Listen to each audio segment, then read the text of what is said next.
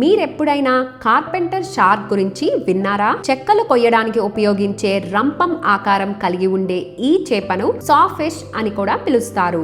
ఈ చేప శరీరం సన్నగా ఉండి దీని నోరు ముందు భాగం రంపంలా పొడవుగా ఉంటుంది. రంపంలా ఉండే భాగాన్ని రాస్ట్రం అంటారు. రాస్ట్రం పొడవుగా రెండు వైపులా చిన్న కత్తిలాంటి దంతాలు కలిగి ఉంటుంది.